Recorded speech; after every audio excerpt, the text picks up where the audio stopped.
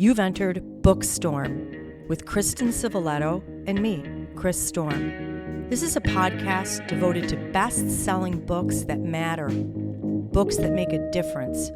We're diving down deep with beloved authors about their stories. We're exposing hot-button topics and heartfelt themes, the issues that affect each of us in our own lives, as siblings, parents, partners, friends, as human beings. We're braving new ideas, fresh thoughts, hard lessons, and important truths. Those kinds of things that stay with us long after we turn the last page and close the book. Well, welcome back to BOOKSTORM Podcast, all of you book lovers.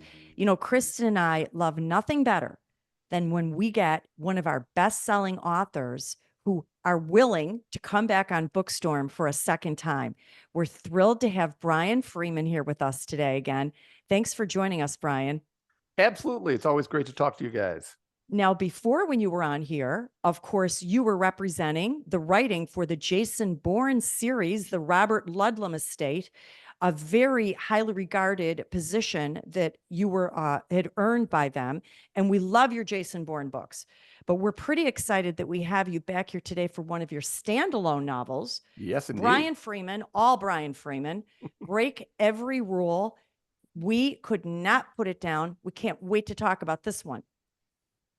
Absolutely. Well, it's very exciting for me too, because this is my 30th published novel. So Break Every Rule has an extra special place in my heart. That is quite an accomplishment. Let me tell our listeners a little bit about you. And that was one of the things I was going to say.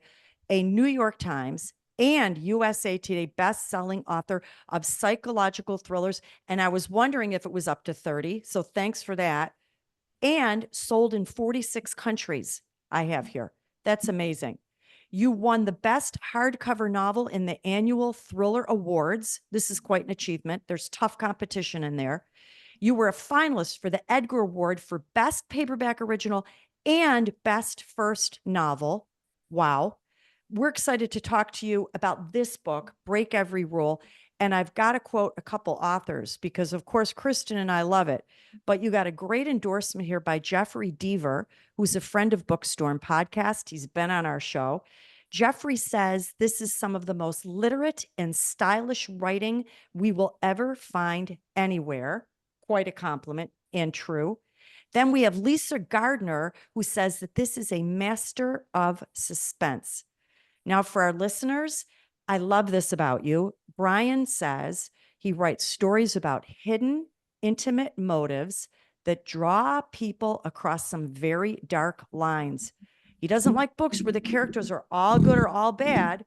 He wants them to live in the real world, where the morality means tough choices and a lot of shades of gray. Yes, we can all relate to that. You live in Florida, and I remember your wife, Marcia, who is a partner in your book writing and your marketing, and we're thrilled to have you back with us. Welcome back. Thank you. Thank you. Well, Brian, I love to give our listeners just a summary of what's happening in the story. I will not give away spoilers. This is a thriller from start to finish, and so it's a little tricky to not give away those very exciting parts, but I will not. And if you want to add anything, we would love to have you, give your take on some of the background of what's going on. What I love in this story is right out of the gate, we meet Tommy Miller in his element.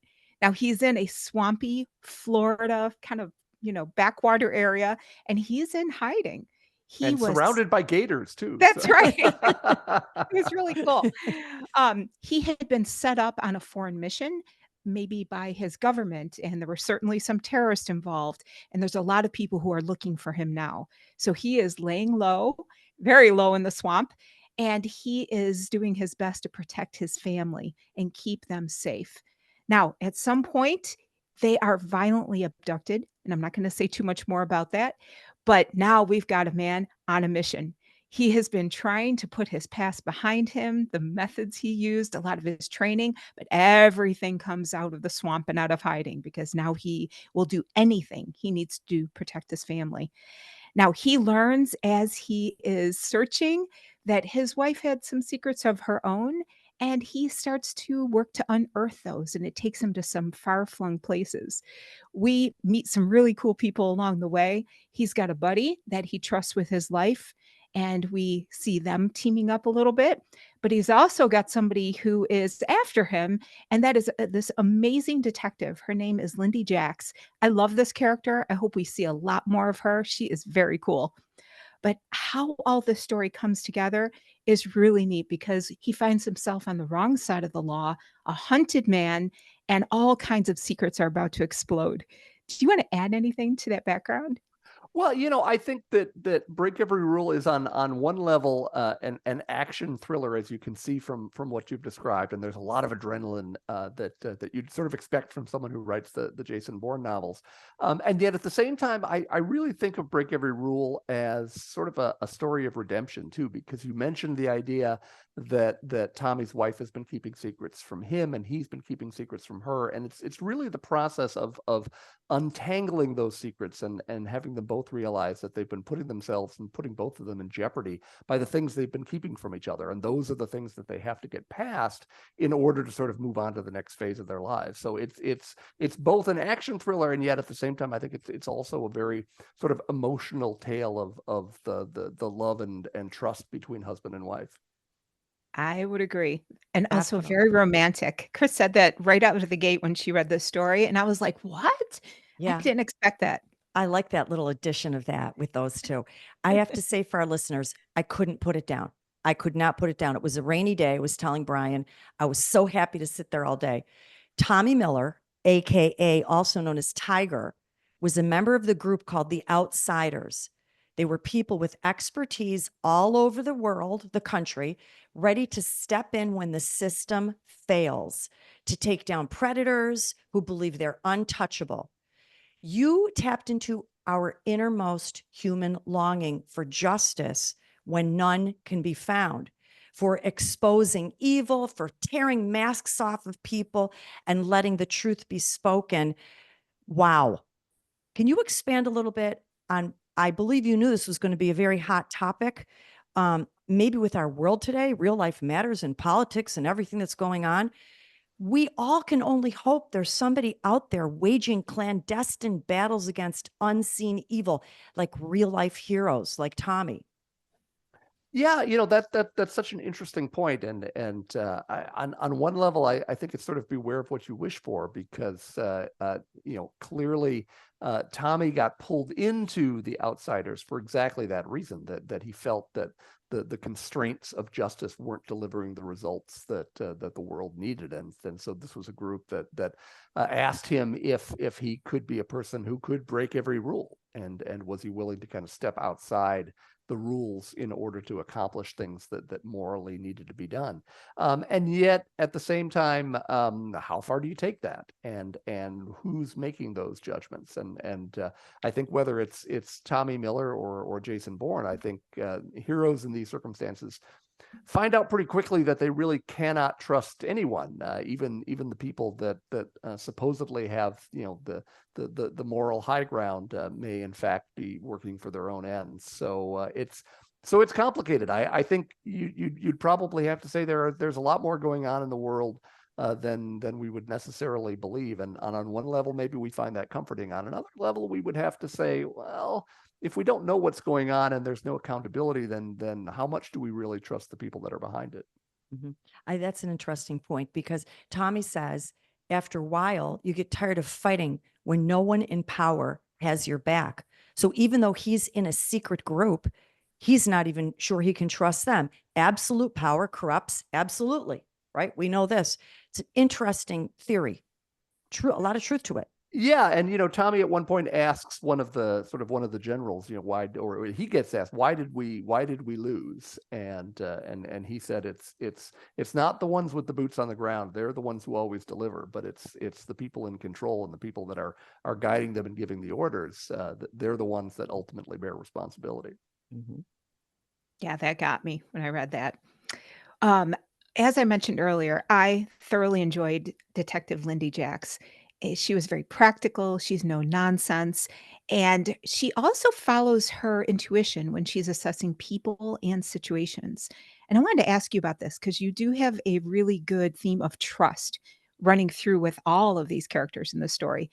But for her, was that ability to go beyond the evidence of what's in front of her and start working those relationships with people one of the reasons why people connected with her? Yeah, I think that's true. I also think that's one of the things that makes Lindy such a good detective is she's not looking just at the layer of what she sees. She's thinking about it in the context of who these people are and what sort of human dimension gets put into this. She knows right from the get-go that there's a lot more to Tommy than meets the eye, and yet she also realizes that here's someone that doesn't seem to be giving her the full story and doesn't seem to be telling her everything she needs to know in order to try to find his wife and child. And yet at the same, which normally would cast suspicion in her eyes. And yet at the same time, I think instinctively she has a sense that Tommy is at heart a solid person, and they may not always agree on the tactics, but that ultimately they have the same goals at heart. And I think that's one of the more interesting relationships in the book is how Tommy and Lindy deal with each other, because there's sort of contention from the beginning as Lindy's sort of following the straight and narrow path and doesn't want Tommy going around her, and yet at the same time, as the story goes on, I think she begins to realize that there are circumstances where the rules don't necessarily apply, and they're not going to get you the justice that you're looking for. So that's kind of the balancing act. And I think that I when I think about detectives, I always like to write detectives who are more in tune with the human element. I think about my Jonathan Stride novels, and Stride is very much the same way. That his real skill is being able to interview people and read them and understand what's going on behind what they show the world. And I think that's really the quality that separates out the good detective from the great detective. So even in real life, I mean, very few cases actually turn on things that we love to watch on CSI with DNA and all these other things. Most ordinary cases don't get to that level of forensic detail. What they get down to is witnesses and relationships and getting people to talk to you and tell you what really happened. Yeah. Well, throughout your story, we saw where, they were pushing each other out of their comfort zone, both Tommy and Lindy, because, whether it was the trust aspect or the gray area where we operate, each of them acted as just a counterpoint to the other. So I thought that was great. It was a really, really fun part of the story. And we like Lindy because she's honest. She's simple, maybe even a little naive at times, starting out compared to Tommy. But I loved this line. Bowles said to Lindy, "You plan on taking Miller into custody? 4 cops?" She says, 5, including me. Why? Bowles says, "You don't have nearly enough men." I love that line. She doesn't have a clue who she's dealing with. Yeah. And I love Lindy going into this billionaire's party in Nassau on the Bahamas, and she's looking around with this very jaded eye at the beautiful people and the beautiful attire, and thinking, what the heck am I doing here? But she just charges right on in and gets the job done. He's a great character. I also loved this line in the book. Malia's mother, Jillian, said, "What have I told you about bad things? The best thing to do with bad things is to put them out of your mind, hide them in a box, and throw the key into the sea." This really stuck with me for a while. For Tommy, for Teresa, and for many more characters in your story, is this mindset self-destructive, or maybe it's protective? The reader sort of felt like there may have been a lesson you were trying to teach us in that line. Yeah, I think that I think that Jillian's line there sort of reflects the lesson that so many people end up following, that inadvertently, both Tommy and his wife, I think, were doing exactly that. They were sort of avoiding the bad things because they didn't want to burden the other with them. And the trouble was that you try to do that, and sooner or later the bad things sort of take on a life on their own, and they come back to haunt you. So I think there is this level of willful blindness that you see in Jillian, that she's trying to pretend to herself that things she knows are going on are not really going on, and her daughter Malia, who is one of my favorite characters because of the the moral journey that Malia takes through this book. I mean, she starts out as sort of a entitled teenage daughter of a billionaire, and she has that same willful blindness that her mother has about the bad things that are going on around her, and then slowly the rose-colored glasses get taken off, and she starts to see that world peeled away layer by layer until she is forced to confront what has been in front of her the whole time. And I think really all of the characters in the book, to one level or another, have to do the same thing, that they start out with that sense that if they pretend the bad things aren't there, then they won't exist anymore. And really what you're simply doing is giving those bad things the strength to come back and target you. Well, good lesson for all of us. I'm glad you brought up Malia, because I didn't want to give away anything, but she just really steals every scene that she's in with her personality. I just adored that character. Now, Tommy, as we talked about, lived his life with this guiding principle that you do everything you can to protect those you love. And I loved his consistency. It was very admirable. And it's a quality we don't often see.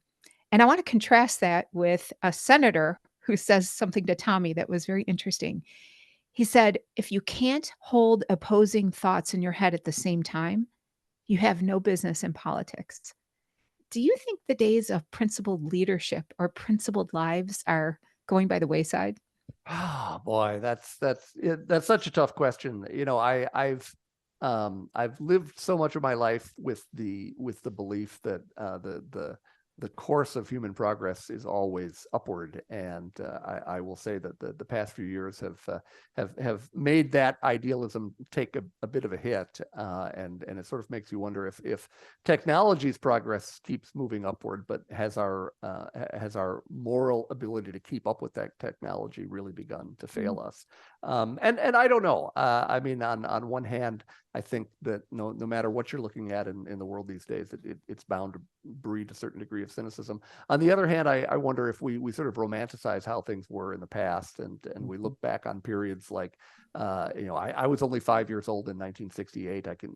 I'm trying to imagine, though, now, as we look at where the world is today, what it would have felt like to people who are our age in 1968, and a situation where you had literal assassinations going on, a war raging overseas, violence all over the country, riots throughout the cities, that people must have felt very much the way people do today, that we're sort of losing our grip on the civility and the civilization of the country. And yet we got past that time, and certainly my hope is that what we'll see in the next few years is that we'll get back to a degree of progress and be able to look back on this stretch and say, well, this was sort of a transitional period in the world, and yet we've gotten past it. So I hope so.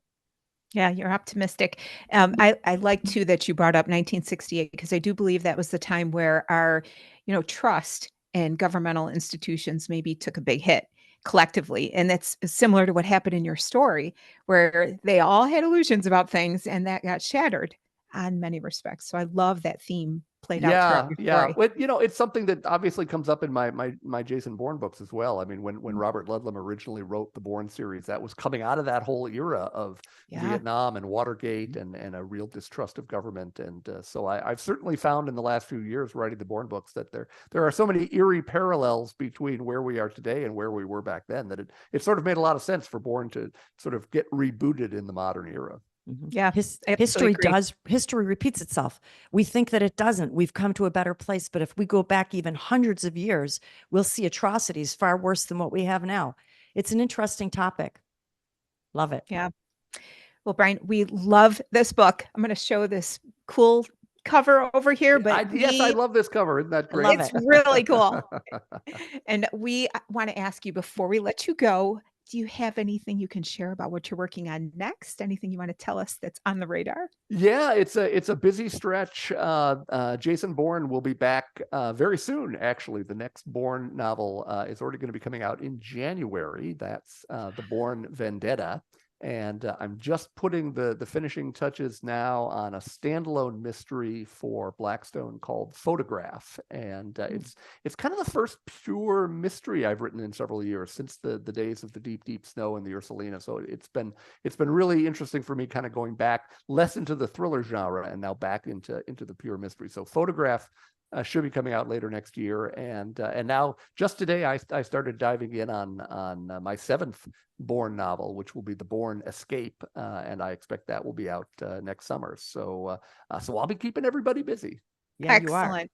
Well, we hope that you come back on the show and talk about these books. We love having you on. Absolutely. And I want to tell our listeners real quick how to get in touch with you, because we know they're going to want to read this story and your others. You have a beautiful website, bfreemanbooks.com. And you are on Facebook, on X, on Goodreads, on Instagram. And again, thank you so much for coming on to talk about this fantastic book. We just loved it. That's wonderful. Thank you. Loved it. Thank you. Bye, Brian. Wow, we loved it. Both of us felt the same way about this book. And listeners, you're going to love this book. I thought this one line by Wyatt was good. It's kind of long and I didn't want to quote it, but he says, I think it sort of sums this book up. The law says we can't do what we need to do, what we know needs to be done. And so evil thrives. That was true in Iraq and Afghanistan, wasn't it? Our hands were tied by the rules, by the system, by the machine. But imagine taking action based on what is moral and correct. We're breaking the law when the law stands in our way. But Brian said it. What is moral and correct, and who gets to decide what is moral and correct? And power is corrupt. So this is a very slippery path to go down. Yeah, Do you agree? absolutely. I imagine that pretty much every day of my life. And, as an attorney, I've had to explain to clients that the law is not about what's right and just. We have ways that we want to compensate people. It's not always fair and it's not always right. And there's not a right to every wrong. And so I love that those thoughts were things that our protagonist here was thinking about. Right? He's like, this isn't right. We hope that the legal system is right and just. We hope that the laws were initially created to provide some justice. That's the key word. But you're correct. People represent people for all different kinds of reasons. And it's an interesting thought. But I love the thought about this book where someone rises up to make things correct, to bring justice when none can be found, almost like a Robin Hood in some sort of a way. And the only thing that I could equate this to would possibly be our FBI or CIA, people working in the background, preventing catastrophe that we can't see is happening, doing things secretly clandestine to protect this country. That's the closest thing I could think of to real life. Spies. I mean, the list goes on and on. Yeah, absolutely. Well, as I noted, that is what Tommy did here. He was wrestling with that, right? He was thinking about that gray area frequently. And I think that's why you and I really like him, because we like people who are intentionally thinking about those gray areas and how to act, And Teresa. I love Teresa too. Yeah. All the characters. Listeners, you're going to love it. You're going to love it. Yeah, absolutely. I'm going to show that cool cover again too. Well, listeners, we want to thank you for listening. We've got you in 90 different countries and territories, all 50 states, and I think 1,900 plus cities. Regular listeners, we are very thrilled and excited. We want to tell you about who we have coming up, because what a sterling lineup. We have Preston and Child with Angel of Vengeance, Jamie Brenner, A Novel Summer, Jeffrey Deaver and Isabella Maldonado with Fatal Intrusion, Fran Littlewood, Amazing Grace Adams, Amy Runyon, Mademoiselle Eiffel, Shelley Noble, The Colony Club, Helena Elkin, Clever Little Thing, and Amy Neff, The Days I Love You Most, Jessica Strauser, Catch You Later, Fran Littlewood, Amazing Grace Adams, MP Woodward for Tom Clancy, Shadow State, Lori Frankel with Family. Now, we just want you to stay on the radar with us too, because we have all kinds of exciting past videos that you can see on YouTube. Just find us at BOOKSTORM and podcast on YouTube, and we should come right up with all kinds of exciting videos. We're also on Facebook, on Instagram, on X, on TikTok. And until next time, listeners, one of the best ways to brave the storm is to dive down deep into life-changing fiction.